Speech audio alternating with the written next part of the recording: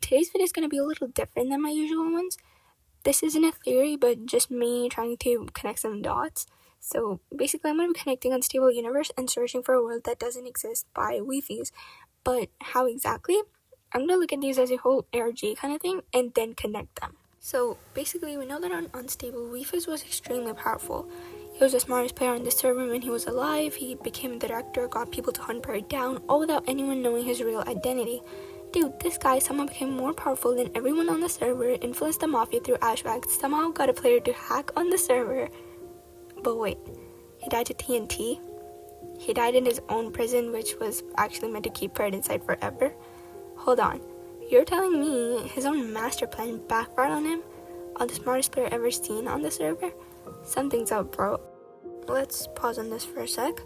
Who else do we know for their immense intelligence? Someone by the name of Deadliest 3, perhaps? Okay, well, there are definitely parallels between these two, but what I'm actually going to lay out here is a timeline of events and character development. Okay, well, the main thing about Deadliest is that this guy tanked infinite knowledge all because he turned left in a Minecraft world. Now, obviously, this is scripted, but if I'm not wrong, which I know I'm not, Unstable SMP is also scripted. Wifies, the creator of the ARG, actually knows the Unstable protagonist / creators IRL, and honestly, even if it seems unlikely, it isn't impossible that we may be witnessing a huge collaborative project between these two entities. But I've said too much. Let me break it down. Lately, most of the fandom has been noticing eerie similitude between Unstable videos and Wifies ARG. Maybe even more than one ARG. We've seen the Mafia's tomb looking almost exactly like the Golden Gates in the ARG. In both of the videos, we saw these labyrinthine tunnels or corridors the protagonists had to go through to reach their destinations. We've seen similar plot lines where both the protagonists, i.e. Parrot and Deadliest, went in too far in their exploration journeys only to turn back after what they saw. Even though game resources and knowledge are very different things, they are both considered as treasure or something highly valuable, and so we can kind of see the metaphor here. We see them use almost identical video titles, searching for a world that doesn't exist, and searching for a player that doesn't exist. In this ARG by Wifies, we see a sign saying, "Thank you for being my friend." Well, we've seen this in an Unstable video as well. Thank you for being my friend. Yep, eerie similitude. I know this sounds like a stretch, but what if this is all part of a bigger picture that we haven't yet grasped fully, or even partially, who knows? You can say that they use similar architecture because they hired the same builders or took inspiration from each other for their storylines and titles, but what if it was all intentional? What if everything we have seen so far is a big hint we've all missed? What if these two universes are connected?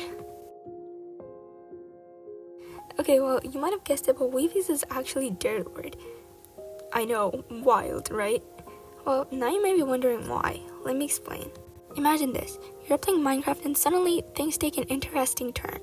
You find this maze of tunnels that are connected that lead you to random places in your world, but it feels like someone's following you. I mean, it's a game, right? What could possibly go wrong? What could even happen? Well, if this happens to you, don't turn left. But anyway, somehow the tunnels, the clues, basically everything leads to a set of giant golden gates that are only slightly left ajar. Your own curiosity gets the best of you and you peek inside, only to get engulfed by an infinite amount of knowledge. It's absolutely insane. How, what, why? That isn't important anymore since you already have enough knowledge to know the answers to these questions. You now possess so much knowledge that... Wait a minute. What is this place? Wait, you already know. Actually, not you. This player right here, called Wifies. Wait, wasn't this Deadliest? Well, not anymore. Deadliest changed their name to Wifies because it was yet another way of forgetting their past, just like leaving behind their old world, locking away the laptop it was in, all in hopes of moving on. Maybe leaving behind traumatic experiences would make things eventually get better after all. Or maybe not.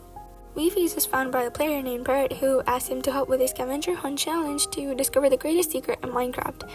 In the end, he gets himself chunk banned since he doesn't need to figure out the secret. He has immense knowledge, remember?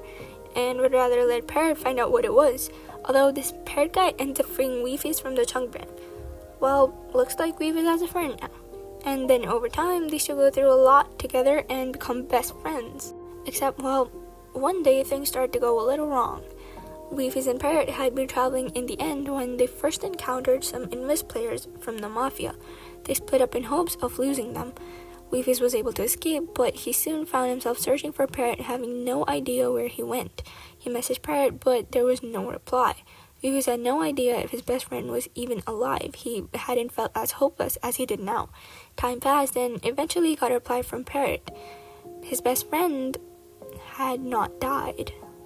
They met back up and continued building a safe civilization for everyone that wanted safety. Yes, you heard that right. They wanted to provide weak people with a refuge. They cared about those who couldn't defend themselves. Their aim was to give people hope about survival on the server. For all this time, Wifies couldn't shake the thought of what could have happened.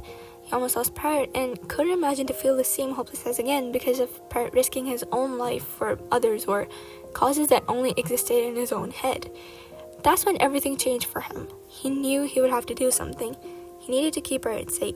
So, realizing that he needed to somehow protect Parrot, he thought of a plan. A plan that would set in motion an irreversible chain of events, and not just any events. These would be events that would have a great impact on everyone involved. This plan was so pre-calculated, it was insane how it played out. Basically, Wifies had, quote-unquote, killed his previous self and created the identity of the director. The director was the most powerful person to exist on the server. But there's something I haven't mentioned yet. If we travel back in time, we discover some lore about Wifies and his clones. I won't go too deep into it, but basically Wifies had this thing in how he believed everyone needed him. This is exactly what he told his clone and Parrot. You need me a lot more than I need you. The connections are just too similar to ignore. Keep this in mind and we'll come back to it. Basically, Wifies staged one of the most convincing deaths on the server using Ashback to apparently pull his stasis and drop him into the void. But we soon find out it was all fake, and in reality, Wifies had been alive all this time, manipulating Parrot's friends and in a way, Parrot as well, to eventually force him to live in Paragon, Minecraft's most secure prison, to keep Parrot inside forever away from all the harm of the server. In his old director phase, Wifies threatened and killed Parrot's friends, made him go through extremely traumatic experiences, his best friend's death for example, and just completely lost Parrot's trust. And a few weeks later, this happened.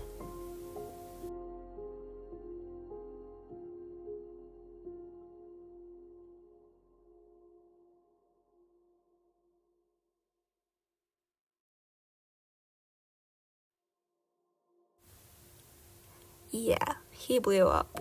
Just like that, the smartest player that we came to know of died. It is insane, right? How could he just die? His whole journey just seems crazy. First he was Lord, then Wifies, then the director, and he just died to TNT just like that because he trusted his intelligence so much that he didn't even expect Parrot to have an extra item on him. He didn't even have a backup in case something went against his plan. Well, okay, so we know that Wifies was a genius, but who do we know of that was just like him but not as smart? Yup, his clones. So what I'm saying is that the Wifies that died wasn't really Wifies, it was a clone of his.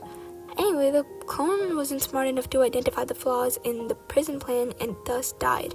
Or maybe that was the plan, to make everyone, including us, think that Wifies died when he actually didn't.